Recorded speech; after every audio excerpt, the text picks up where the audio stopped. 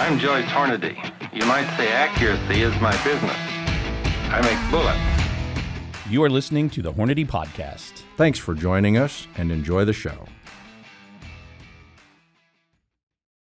All right, hey everybody out there in podcast land, I'm Seth.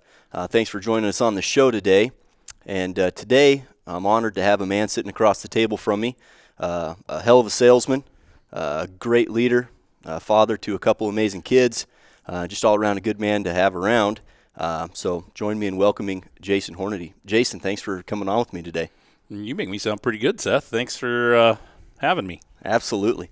So I want to keep this conversation less about, Hornady and its great manufacturing and what we do here, and make it a little bit more about you specifically. I think that's something that we don't get to see. I don't think a lot of our customers get to see that personal side of you. So, as with any good story, we got to start at the beginning. What was growing up Jason Hornady like in Grand Island, Nebraska? Was there any local celebrity because Hornady had been around since 1949, or? No, it's funny having these kinds of questions just because it's something you're not used to. But no, I mean, I didn't know anything any different than any other kids. I don't think.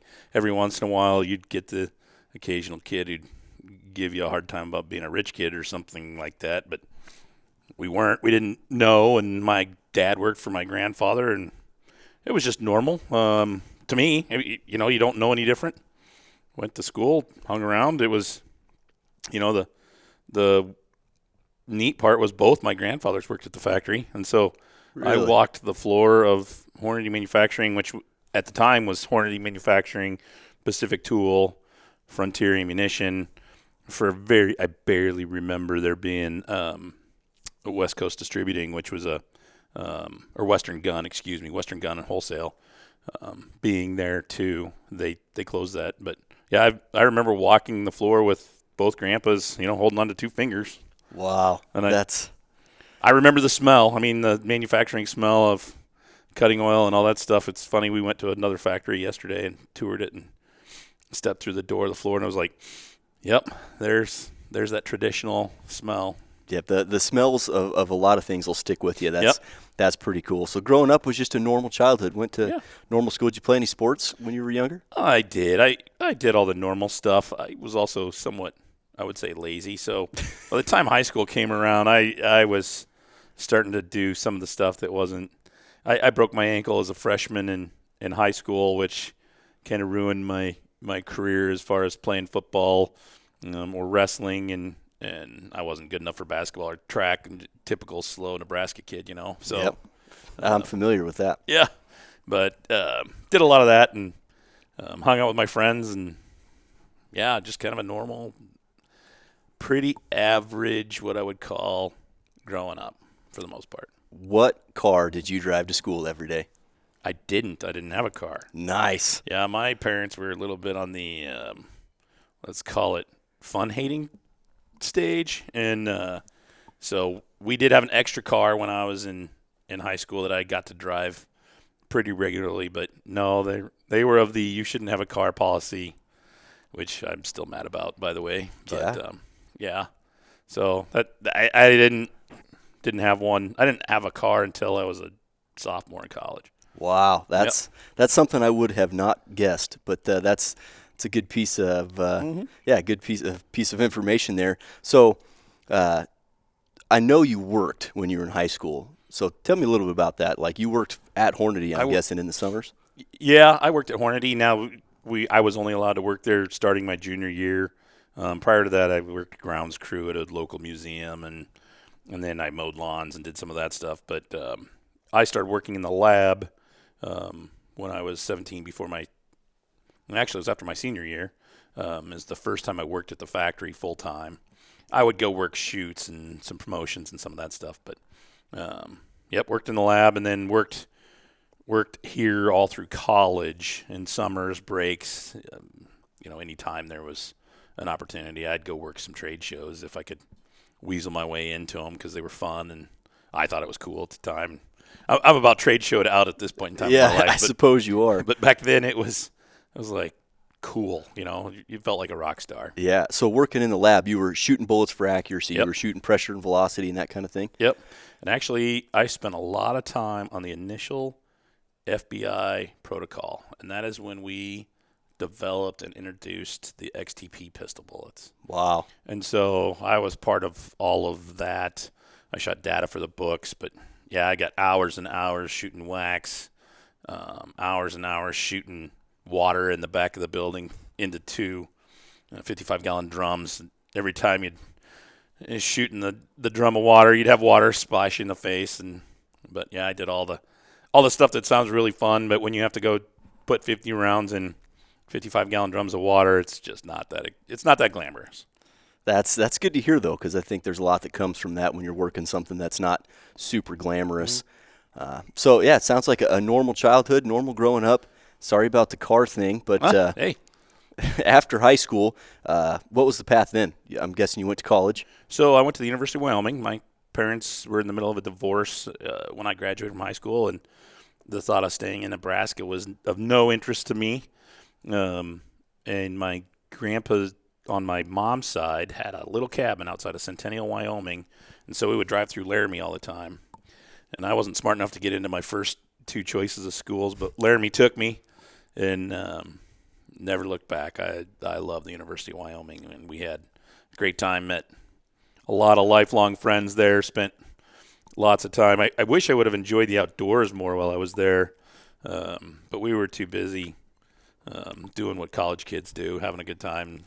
Sounds right. Chasing girls and some of that stuff. But sounds like a good time. It so, was. Between your childhood and when you went to college, you'd get introduced to hunting, I'm guessing. You couldn't be that close to it with your grandpa and your dad and not go. So what was your first hunting experiences like? I'm guessing they took place in that time. Yeah, most of our hunting experiences around here when I was growing up involved duck and goose hunting, surprisingly enough. I didn't shoot my first deer until I was 17, 18. Yeah. Some of the practices around here changed, and we didn't have property. And, what's often the case is my grandfather and my father both they didn't have any ground here. And so they would be off traveling to hunt, and that didn't work for little kids. But, boy, we spent every weekend on the duck blind. And at the time, we were duck hunting. If you saw and shot a Canadian goose, it was like you hit the lottery. Really? But interestingly, from the time I started going with my dad when I was, he'd carry me out in the middle of the Platte River on his back, probably second grade.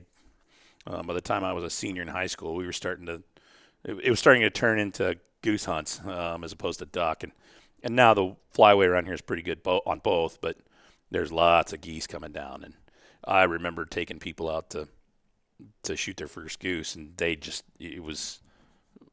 thought that was the coolest thing ever. Yeah. So lots of that. Prairie dogs, some of that, and other plinking and those things. But yeah, none of it got too serious until after I was a little older. Really, that's impressive to hear. I would have thought different, but at least you got to do some goose and duck hunting, because if you're in a duck or goose blind, generally you learn how to cook a pretty darn good breakfast. Well, now you're giving us too much credit there. Remember the fun hating? If we were lucky, we got to pick up a box of donuts on our way to the blind. Oh, man. Yeah. That's part of the fun of it. But it is. But, yeah. So what'd you major in when you went to college? I majored in business, just a catch-all business administration degree. And, had a minor in communications and made it in the 4.5-year program. Hey, that'll do. As long as you got out, you got the degree, Yep. had some fun while you were doing it. Yep. And I think this next question I'm going to ask has been written about, it's been talked about, but I don't know if it's been put on anything like a podcast or anything. But you graduate college, and your last name is on the building that we're working in, but you did not have a foot in the door when it came to graduating college and getting a job. Nope, I sure didn't. So our family policy is now that just because your name's part of the family doesn't mean you're guaranteed a job. You've got to go get relevant work experience somewhere else. For it varies by whoever's telling the story. I say 10 years. 30 is kind of the number that everybody talks about. Whichever. I mean, you got to go somewhere else and get some experience. And relevant experience could be anything from accounting to, communications to IT, whatever. But don't think you're going to be one of those people that gets to come in and certainly don't think you're going to be a person who comes in and gets to be the boss right away. And my dad and his dad, my grandfather, they had their moments where it was pretty tough. I can remember my dad quitting a couple times when I was a little kid. I'd come home from school, and my dad would be at home when I got home from school, and what are you doing here, And the only reason I knew is because I'd hear him and my mom talk about it. But, there's lots of family businesses that people start right out of school, and they're obviously successful, but you see lots of them where they're not, and the whole boss's kid, just because you're related doesn't mean that you're smarter than anybody else in the building. I know I am probably not one of the smartest people. I'm probably the opposite. I just know how to run interference between our family and all our talented people. So, that's the deal. So I went out and did my own thing I was out for 15 years and could have been perfectly happy to keep doing that, but I really do enjoy what I do here. Sure. What were you doing that you were happy doing? So I started as a manufacturer's rep, and if you don't know what a manufacturer's rep is they have a territory, and I worked for a manufacturer's rep group, and so their territory was the upper Midwest, which is the Great Lakes states, Pennsylvania, Ohio, and such. And we had about 28 brands that we represented, and so I would walk into Bob's gun shop or whomever, and I was the Bear rep, I was the Shimano rep, I was the Thompson Center rep, the Bushnell or Nikon or whomever, and would sell them those products, handle those products, deal with whatever issues they had. And, so that's how I started. Okay. And that sounds like I could see that being enjoyable. You're already in the industry, sort of. You're working with the outdoor brands. Now, Neil Davies said I should poke you a little bit, that there's a decent story in there about your current position as VP of Hornady and a spot similar that opened up at Thompson Center that you might have considered at one point. You want to talk about that? Well, I can talk about that. That's kind of funny. But by the way, remind me when we're done, Neil's fired. Roger. When I was a road guy in Ohio, you're a road guy, and I was the youngest, newest, so I had the smallest and I don't want to say least desirable, but the smaller accounts that there was no glamour. And it didn't take very long after traveling with a bunch of sales managers, because when you have 30 different lines and you live in a place like Ohio, you have sales managers that come travel with you. And pretty quick, I decided that it didn't take a whole lot to shine in the world of sales managers. It was kind of the next progression up. And my boss at the time was a guy named Ken Berger, one of my two serious mentors. And he was going out for a planning meeting, and he'd said to me, I'm going to tell them they need to get rid of the current sales and marketing manager, who actually happened to be a former Hornady employee, but and they need to get somebody newer. And after he walked out of the room, I called Charlie Duncan, who was another rep principal from another rep group, and I told him what Kenny was planning on saying to Bob Gustafson, the owner of Thompson Center, and I said, I want that job. Don't tell Kenny I said that, but I want that job. And Charlie said to me, well, I'm not sure that that job's open. And I'll never forget saying it. I said, well, it should be. And 3 days later, I got a call from Bob Gustafson, and we did a couple of phone interviews, and I was hired to go be the director of sales and marketing for Thompson Center, who had been through some different good and bad times. They were getting throttled at the time over removable breech plugs and not doing them. And so I got the job. And one of the things my father said to me early on was, before you take a different job or you leave a company, you should go talk to the people that you work for and make sure that you're not making a mistake, and you need to know what plans they have for you. That one always stuck with me. So I went and told my boss, Kenny, that I was going to go. And he talked me out of it. And I think he did the right thing. I don't think I would have fit. But what did happen is it afforded me the opportunity to influence Greg Ritz into getting the job, who was also a road guy. And if you know Greg, he was he was the sales manager, then he was president, then owner, and then they sold Thompson Center. Now he's doing all kinds of stuff in the outdoor world. But Greg went and took that job and did a great job with it. Really did fantastic.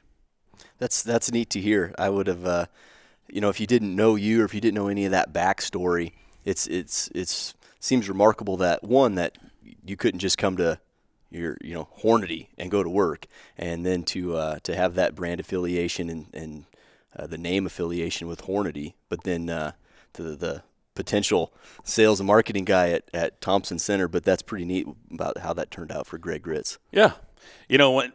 One of the things that's probably the best experience that anybody that works for a family business should learn and hear is when I was running the road, I got to hear the good, the bad, and the ugly, including all the good, the bad, and people never hesitate to tell you the bad and the ugly about your own namesake's brand. And so you haven't experienced the pain threshold until you're working a retail promo and somebody says, I want a box of Nosler or Sierra bullets or RCBS dies. It's, oh boy, and you have to slide that across the counter to them.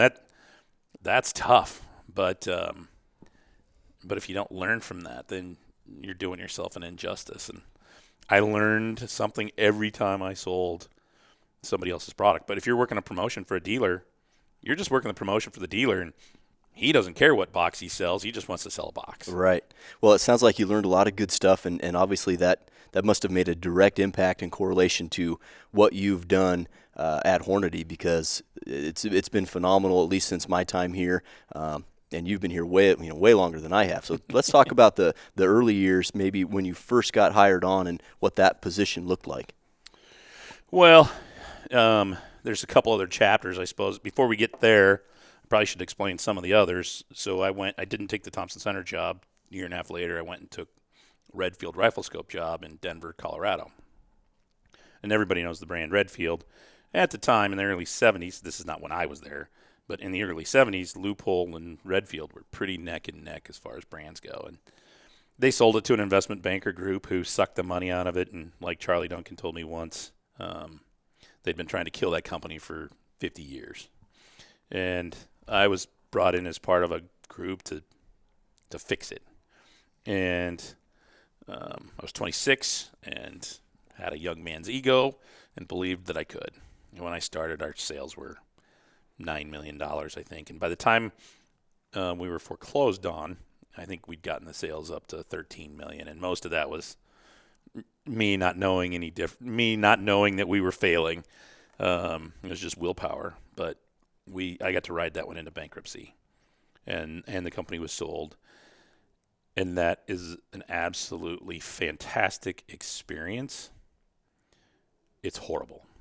But it's a fantastic experience that once you go through it, you know that you never want to go through that again. And so I learned a lot. And then Charlie Duncan, same guy we talked about, when that got foreclosed on, he called me and asked me if I would handle strategic accounts for his rep group, which is Duncan Lewis, and they handled Florida to North South Carolina over to Colorado and south to Texas. And he offered me the opportunity to have Cabela's as my main account. And I mean, now I'm 28 years old and have a pretty good grasp of how things work. And getting Cabela's was pretty cool. And then he threw in Academy, which was in Houston. And then he would send me other different places to kind of go deal with whatever situation. But getting to deal with the Cabela's people day in and day out, and this is 1998, 99, when they were growing like crazy, and it was fun.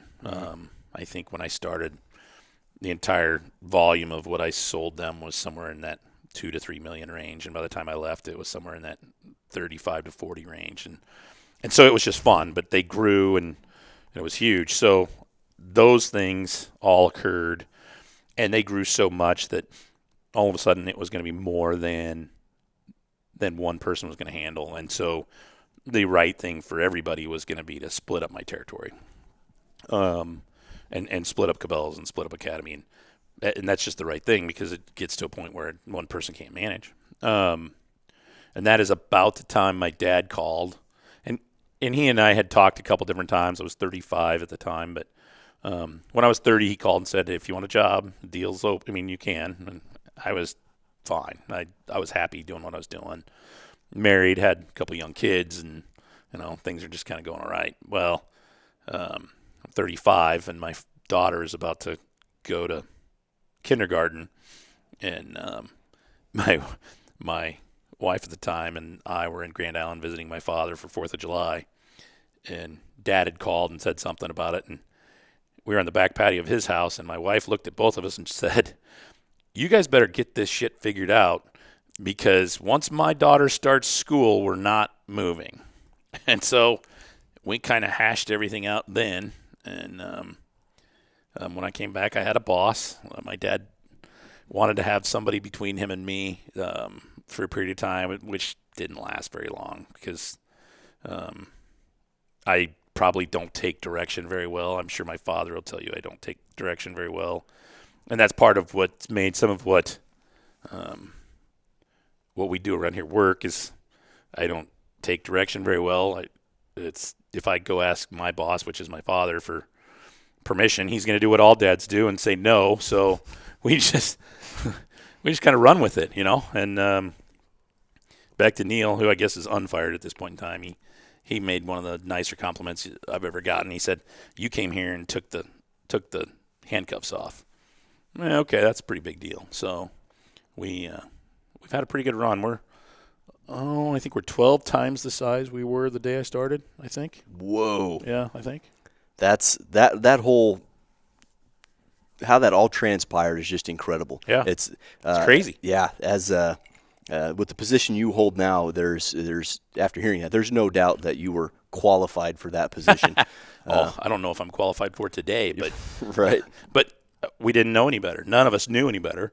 But boy, we all worked a lot. We worked hard, and I like to think that we changed the approach people take towards customers in what we do, and in our industry, I mean. And I had another guy who, one of the comments he made is he said, anytime you can take more work off your customer's desk, in other words, deliver everything to him so that his job is easy, you will be more important. And that is a philosophy that we live by.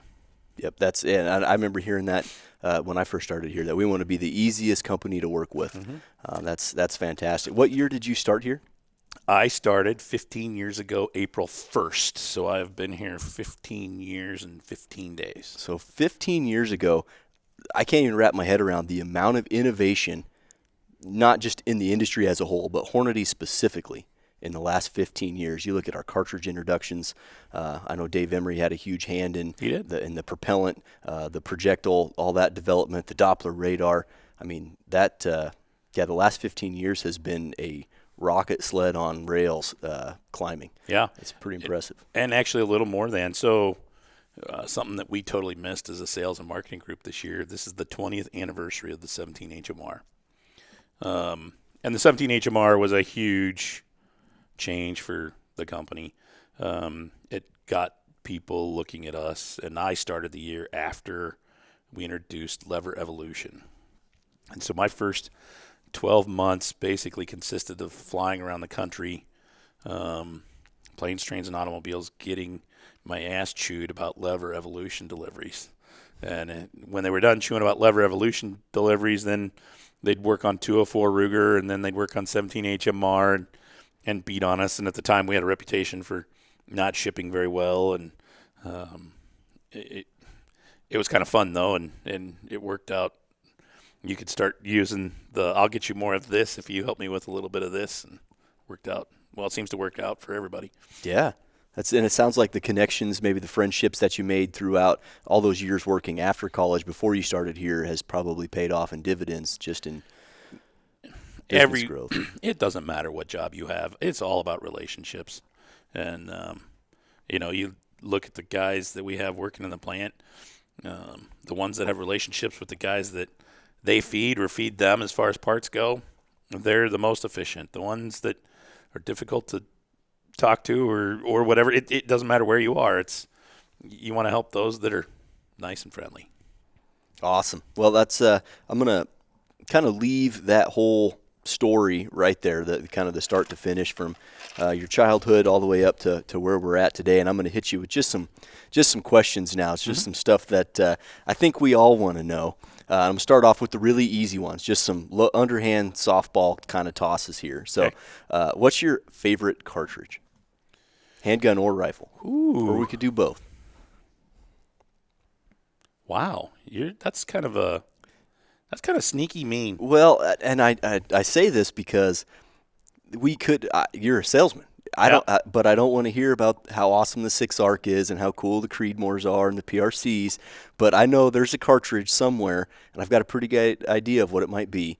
I want to know what you think it might be. I think it's a 44 mag. Well, I do really like the 44 mag, but not because of what you think. I like the 44 mag in a lever gun. And That's what I'm saying. I have 3 of them, and I do love that. And there's nothing like having 9 rounds in a lever gun that you feel like John Wayne. You like the big hoop? The big hoop I guy? don't have. I have one with a big hoop, and then I have one with a standard. But I took a 44 Marlin 1894 to Africa one time, and everybody looked at me like I was crazy. But I had more fun with that than all the guys with standard bolt actions. So I do like the 44 mag. I have to admit. The first cartridge I ever worked on was the 10 millimeter, so I kind of like that one. So I'm gonna stay on the fence on this. I have to admit that the 6.5 Creedmoor and its parent, the 30 TC, are kind of near and dear to my heart. Just they were the first 2 that I worked on when I was back, and just because they've done everything that we dreamed they might, which we have lots of them that didn't. I mean, I really wish the 300 RCM was more successful than it is, and some of the others. But I kind of got to say I like the 30 TC 6.5 Creedmoor. They're near and dear to my heart too. But yeah, you busted me on a fact on myself that it's kind of funny. I want to know where you got that information. I'm very observant.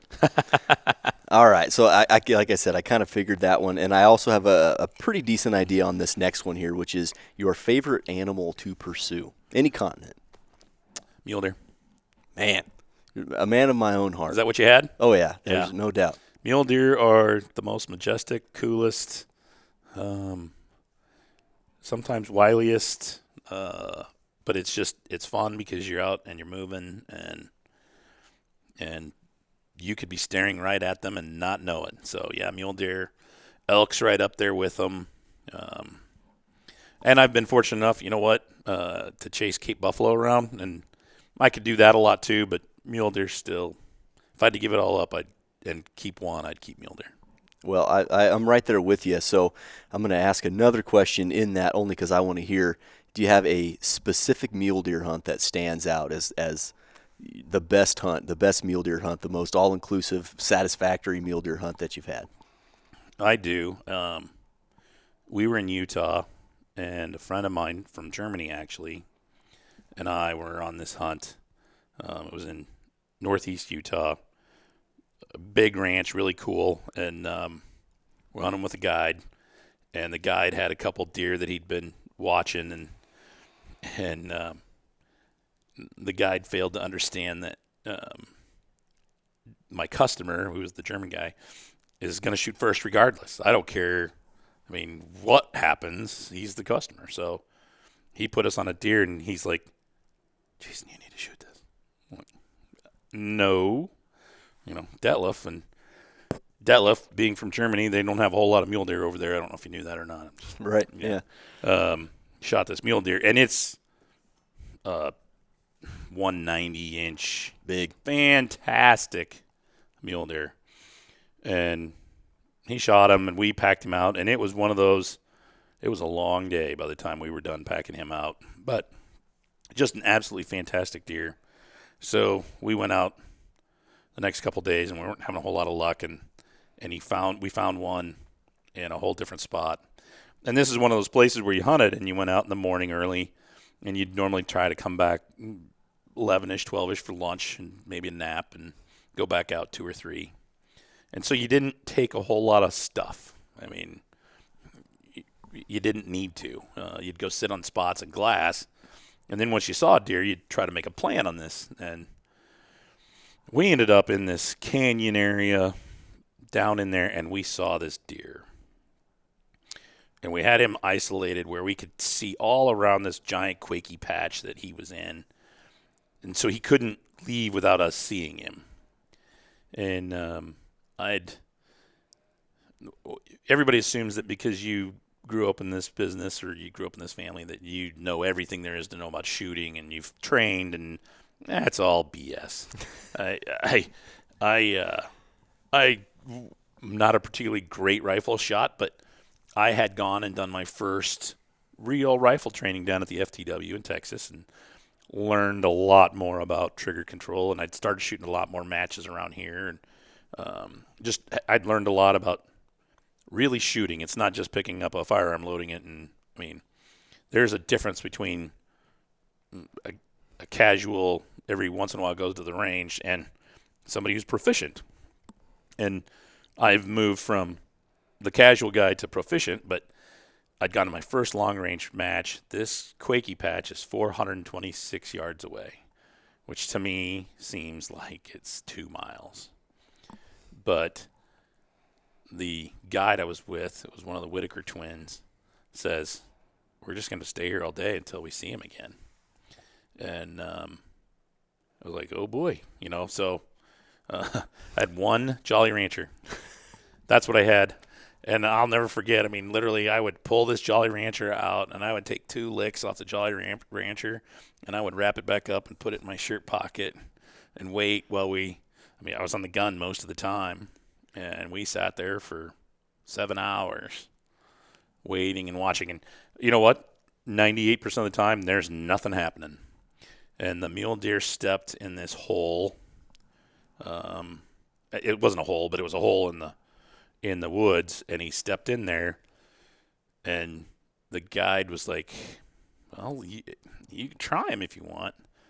I had a good rest. I was comfortable. I was prone. Like, I can make this shot. And I knew all my gear. I was comfortable with it, and we pulled the trigger, and he was 426 yards on the money and just stoned him. And he was a 196-inch mule deer, so he was beautiful. And I mean, the odds of 2 of us getting deer that are of this quality world class in one trip is just, it never happens. That just never happens. And so, yeah, that one, I would tell you we celebrated pretty good with some brown water that night. You deserve it. It sounds like it. It was cool. Yeah, you're laying on a gun for more than a couple minutes, and it's taxing. Oh, your neck starts to your neck starts to hate you. Yeah. So that's awesome. What bullet were you shooting? I was shooting the predecessor to the 178 ELDX. So it was a tipped prototype. Yep. Yep. What cartridge? It was 300 RCM. RCM. Yep. All right. Christensen rifle, and it's one of my favorites. It's a go-to. It's a 20-inch barrel, 6 pounds, 7 with the scope. Yeah, it's a great rifle. Great rig. So you kind of touched on it there with the long-range stuff. Would you have ever thought when you started 15 years ago that the long-range game would be where it is today? 15 years ago, no. 10 years ago, yes. And it was one of the trips where we'd come home from somewhere, and I was kind of pissed. There were some guys that had been out in New Mexico hunting, and they were shooting a match bullet at long range on critters. And the bullets didn't work. It wasn't our match bullet. It was a competitor's. The competitor had been advocating at the time that their bullets were great for hunting too. And what they were doing, I didn't feel was appropriate. I don't want to say they're unethical, but I just didn't feel it was appropriate. And I came home and I rounded up Dave and Joe and Neil and some of the other guys, and I said, okay, we cannot control what distances people are going to hunt. And what is acceptable for me is different than what's acceptable for you. You're a more accomplished shooter than me. 426 yards to me was like a 2-mile shot. You might be far more comfortable at 800. Well, if people are going to do that, I want to give them the best absolute tool for hunting at distance that we can. And that is how we started this whole ELD program. And it didn't start out as a match bullet program. It started out as a hunting bullet program.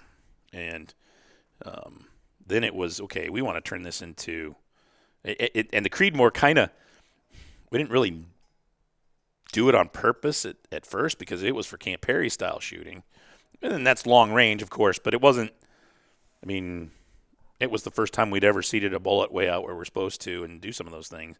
Now that's what we're doing all the time. And so, yeah, first few years, no, it was sell more 30-30s and 45-70s. And even since then, too, we've gone through a whole bunch of stuff, 450 Bushmasters in the upper Midwest and some of those things that, the average deer is still shot at under 80 yards in the United States. But the whole long-range thing, it was an eye-opener. And then once you realize that I don't care if you choose to hunt or not, but there's a whole huge crowd of people who like to shoot. And they like to shoot at whatever distance. And so it's all just kind of exploded. And that part has been mind-blowing. It really has. I've been lucky enough to take part in that initial surge of growth. I remember it wasn't when I first started, there was only a handful of us that could shoot something that was 800,000 yards away or a piece of steel. And now half the office has got top-end equipment and going to matches and stuff. It's pretty amazing to see. And not to sound sexist, but it's not just the serious dudes. It's the gals in the office. Absolutely. And, you see them running around with Christensen rifles and GA Precision and whatever else. And okay. Yeah, it's definitely changed the face of the shooting world as a whole, and I think our company has really done a great job with our ballistics teams, with our engineering team, that has really helped that market grow and made it easy for anybody to get some good equipment, some good ammo, good bullets, and then go shoot stuff that's far away. It's a hoot. It's a blast. I love it. And that's the case of just letting people go do something that's fun. And that's one of the things that early on, too, another piece of wisdom from my father is, we sell fun. That's what we do. The whole reason a guy's coming to us as a customer for a hunt or a shoot or an IPSC match or with the exception of law enforcement self-defense, but even those things, we sell fun. We're a hobby sport. You got to make sure it's fun, and you got to make sure it's fun for the people that are doing it and developing it, because otherwise you just don't care. Yep. Well, that's one thing I think the big takeaway for anybody that's listening who hasn't toured our facility or hasn't had a chance to meet anybody that works here, from the guy running the press making the bullets to the top corner office. Like, people are here because we enjoy shooting. Yep. We enjoy hunting. That's one of the things I think that regardless of how you're employed here, we all kind of share, which is pretty cool. You touched on it briefly here just a second ago. I want you to expand a little bit on the military and law enforcement. In just the last couple of years, we've had some really notable groups in the Department of Defense. We've had a lot more law enforcement with the FBI contract in 9mm. Was that one of your specific goals that you set out to achieve, or was that something that just kind of happened organically? So when I started in 2006, actually when we were still negotiating in 2005, my father gave me 4 things that he wanted me to achieve as far as the company goes. And some of them I think he just did to be dad, and, he'll work on that for years and never get anywhere. But we had some issues with some of the stuff with the way we were going to market with customers, so we needed to clean that up. We had some export stuff that we needed to figure out, some countries that we weren't doing as well in as we should have been. South Africa and Sweden, to be two in particular, which every time I think we have it fixed, we have to fix it again. And then one of them's personal, and then the other one was, I want you to get an FBI contract. And that's the one he smiled on because he thought there's no way in hell we're ever going to get an FBI contract. And so I happen to be on the stubborn side. I don't know if anybody knows that, but I knew some projects that Dave and Joe and Mitch had been working on, and started kind of cornering them. And Dave Emery and I spent a lot of time in my office one afternoon on a Saturday with a bottle of wine. We'd do that every once in a while, and we kind of came up with the critical defense strategy, because originally Dave said, I can make the bullets do this, but it won't go through, it won't handle the FBI barriers. It's like, well, Dave, I don't care. Let's look at concealed carry. And another friend of mine, a guy named Phil Martin, had called me earlier, and he was a buyer at Cabela's at the time, and he told me how many boxes of 380 they were selling annually. So this is in 2007, 2008. I think we launched Critical Defense in 2009. And we honed in on the concealed carry thing's huge. And it was, okay, let's not worry about the FBI contract right now.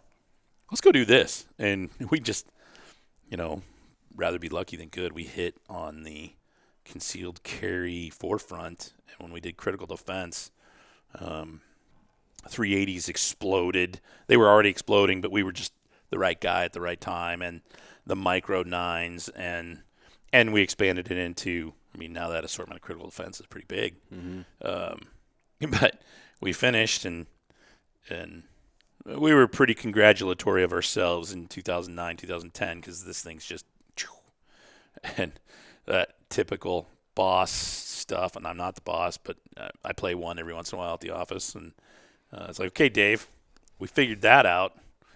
Now let's make one that does the protocol. And Dave never liked to be told there was something he couldn't figure out, and it wasn't just Dave, it was Dave and a whole host of the other guys, Joe and Mitch, and we went to work on that, and lo and behold, 6 months later, here they come with this thing. And so by into 2012, we were ready to go with critical duty. And happens to be the same time we were ready to go with zombie, but that's a whole nother story, and I hope it's not on your list. It is not. Good. Anyway, in 2000, don't hold me to this one. It was 2013, I believe, an FBI submission came up, which we had never done before. And we'd hired a consultant to help us go through what you have to do. And we decided that we were going to pretend we weren't ready for an FBI contract. We decided we were going to pretend like we were submitting, and we were going to follow all the deadlines, all the rules, everything they did, from the packaging to the protocol to the test to the deadlines, all of it. It's due on April 1. And we did it all, and we laid it in front of the consultant, and he said, well, guys, I have one question. What's your question? Why don't you just submit? Okay. So we did. We submitted. And we didn't get selected, but we did get to go to the post-action review. And we got kicked out on, we misinterpreted a little bit of some of the expectations. And that's what got us disqualified. But the guys there said, we were excited to have you participate. Your accuracy was the best we've ever seen. Everything else you're doing is great. You just, I don't want to say you got unlucky because it was self-inflicted, but you just had this one thing. And, okay, well, the worst part of that is now you got a 5-year waiting period before you get to come try again. And 5 years came up. which seemed like eternity, and we submitted. And the problem with those submissions too is you submit. It's kind of like sending your kid off to college. You send them off, and then you don't hear from them for 2 months, and you wonder what the hell's going on. And so a lot of gnashing of nails, and all of a sudden we found out we made it to round 2, and then we made round 3, and next thing you know, I mean, we are now the 9mm duty ammo for the FBI, which who thought that was ever going to happen? And just a bunch of fat dumb kids from Nebraska, and I love that part. I love being a guy from Nebraska because we're all supposed to be bumpkins in the eyes of the rest of the world, and nothing like kind of getting somewhere, being from the middle of the country, flyover country. Right. Yeah, I think that's just a cool story, the whole evolution of that whole thing. And I was lucky enough to be involved in that second submission that we actually won, and to see that whole process from start to finish, and then to talk to these people that are carrying the ammo that we make. It's cool. It's just a cool factor beyond words. And as you know, since then, that opened a door, and that what it did is it opened up access to a whole bunch of these people that we'd never talked to before. And so now you have other projects that bloom out of that, as you will know because you've been part of them. But the PRCs and the ARCs and the other stuff and some of the sub-X stuff that we're doing. And, nothing's more fun than having a guy go, I have this problem. Can you fix it? And usually our first reaction is it's physics. You can't overcome physics. But we always find a way to get clever. And, hey, we fail plenty. We just don't advertise those parts. I mean, nobody's going to tell you about the stuff we screw up. So I got a long list of those. So yeah, that's really cool. And just like you said, when the Department of Defense has come to us and said, we have this problem, can you help us fix it, rather than we have this problem, here's how we want you to fix it. Right. That really shackles you and allowing us to kind of take the chains off, if you will, and fail and make a new rendition and fail and modify it again. We've really come up with some cool things, like you said, the PRC, the ARC, the DoD's adopting the 6.5 Creedmoor, the Sub-X. It's just, and then when you get to talk to those people who have used those products or trained with those products, and they feel confident in it. And, it really is a feeling of satisfaction and accomplishment knowing that some products that we manufacture are bringing people home at night. Yes. And that's cool. And we want it to be the absolute best. If you're willing to step out and risk your life for us, we want you to have the absolute best. So that's what we do. That's fantastic. That's a good place to leave the law enforcement military side of things. Just like you said, there's no better way to say it than that. Okay. So moving on, we can't go a whole lot further without talking about your kids, because I've seen them working here. I've interacted with them. I've shot some videos and I worked with your son in the lab. Let's talk about those two a little bit. Well, I call them freeloading mooch bags. I don't know what you call them. So freeloading mooch bags. Well, your son Alex, he worked down in the lab here not that long ago. He was shooting bullets for accuracy, and I went down there and I worked with him a little bit. And he's a great kid. Got a good work ethic. He's a good kid. He's really smart. He wants to be an engineer. And if you look in my office, there's a picture on my gun safe that he drew when he was, I think, 7. And it was a picture of his office.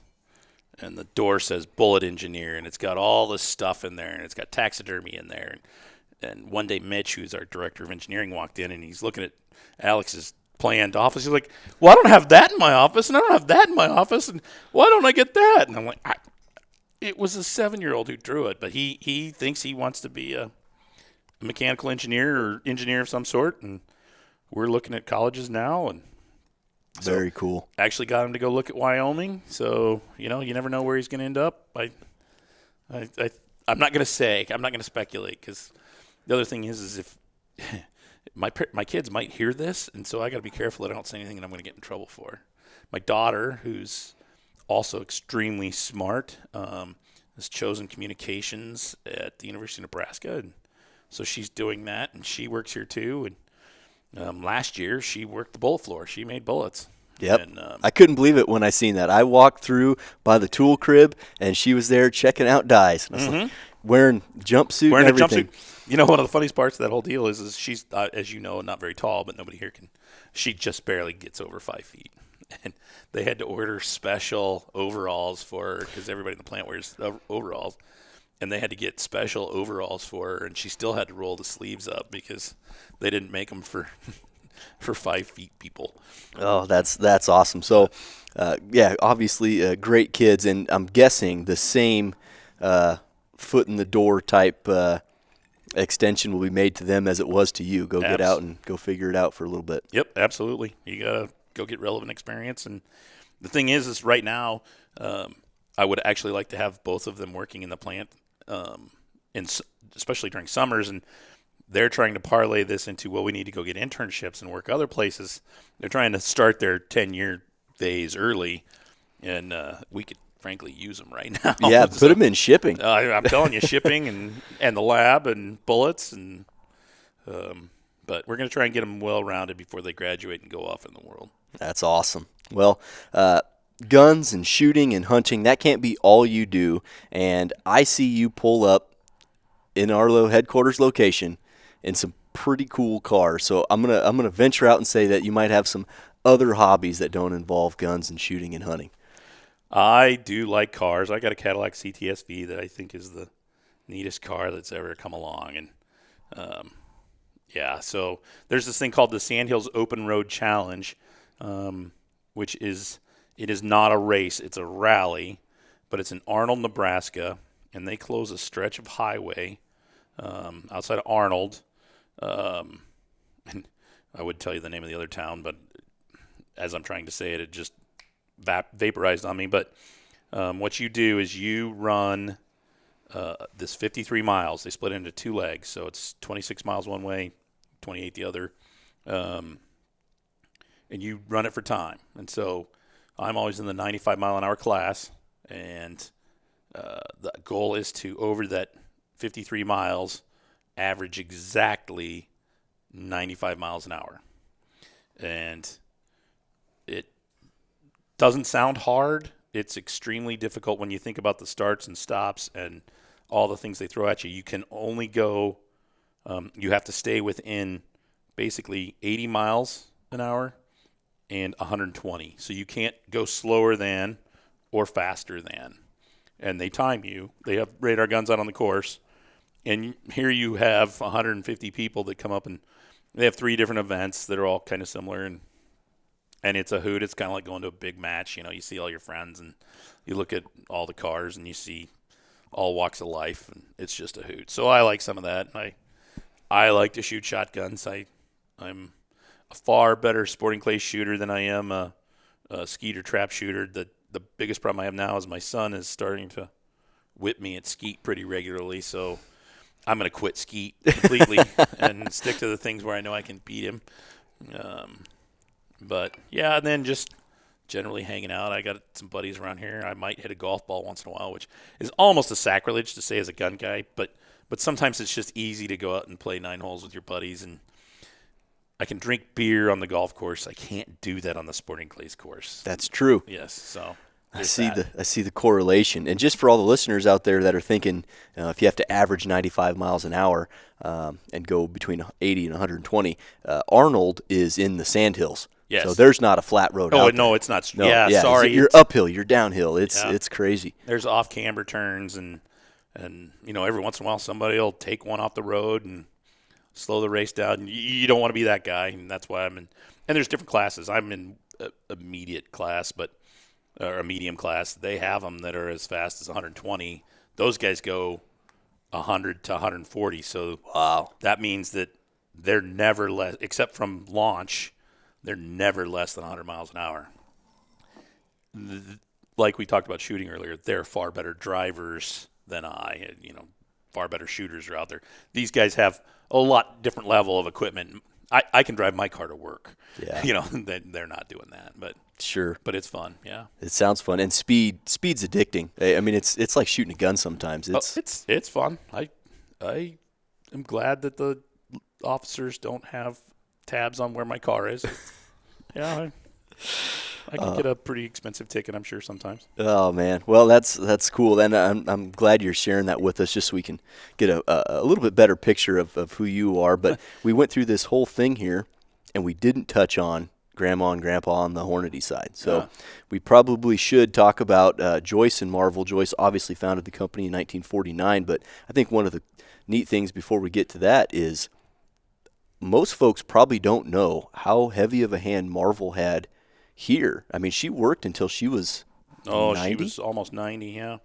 So when he gets all the credit for starting the company, the thing is people also don't know that he and Vernon Spear, which Spear Bullets and CCI were Vernon Spear's family's companies, and Hornady obviously was our family's company, their company. And nobody really talks about that story very often, but they were partners. They started making bullets here in Grand Island that say Spear Hornady on the box, and they were out here for the arsenal plant that we're actually sitting on today. It's been resurrected, but at one point in time, this was one of the largest bomb-making operations for World War II and Korea and Vietnam. And they were both guards out here, or they weren't guards, excuse me. They were training the guards out here how to shoot.